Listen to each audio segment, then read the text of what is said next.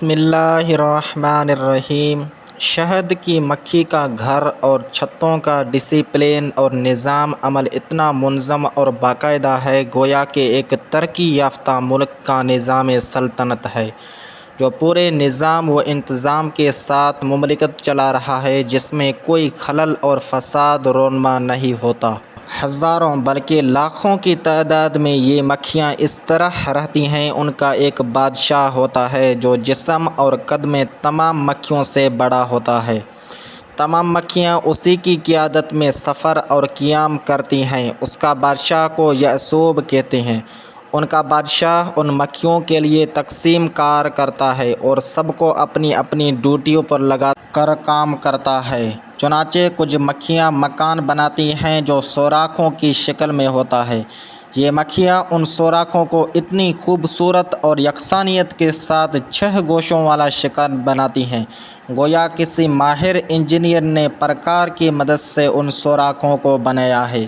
سب کی بالکل یکساں اور ایک جیسی ہے۔ سب کی لمبائی، چوڑائی اور گہرائی بالکل برابر ہوتی ہے۔ کچھ مکھیاں بادشاہ کی حکم سے انڈے بچے پیدا کرنے کا کام انجام دیتی ہیں۔ کچھ شہد تیار کرتی ہیں، کچھ موم بناتی ہیں، کچھ پانی لاتی ہیں۔ کچھ مکھی پہرا دیتی رہتی ہیں۔ مجال نہیں کہ کوئی دوسری مکھی ان کے گھر میں داخل ہو سکے۔ یہ مکھیاں پھلوں اور پھولوں وغیرہ کا رس چوس کر لاتی ہیں اور شہد کے خزانے میں جمع کرتی رہتی ہیں، اور پھلوں پھولوں کی تلاش میں جنگلوں اور میدانوں میں سینکڑوں میل الگ الگ دور دور تک چلی جاتی ہیں، مگر یہ اپنی چھتوں کو نہیں بھولتی ہیں اور بنا تکلف کے تلاش کے سیدھے سینکڑوں میل کی دوری پہ اپنی چھتوں میں پہنچ جاتی ہیں۔ یہ مکھیاں مختلف رنگوں اور مختلف ذائقوں کا شہد تیار کرتی ہیں، کبھی سرخ، کبھی سیاہ، کبھی زرد، کبھی گاڑھا۔ مختلف موسموں میں اور مختلف پھلوں پھولوں کی بدولت شہد کی مختلف رنگ اور ذائقے بدلتے رہتے ہیں۔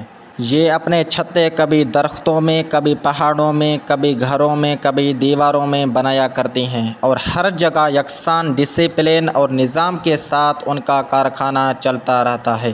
نافرمان اور باغی مکھیوں کو ان کا بادشاہ مناسب سزائیں بھی دیتا ہے، یہاں تک کہ کبھی بعض کو قتل بھی کروا دیتا ہے اور سب کو اپنی کنٹرول میں رکھتا ہے۔ کبھی کوئی شہد کی مکھی کسی نجاست پر نہیں بیٹھ سکتی، اور اگر کوئی کبھی بیٹھ جائے تو ان کا بادشاہ یعصوب اس کو سخت سزائیں دے کر چھتے سے نکال دیتا ہے۔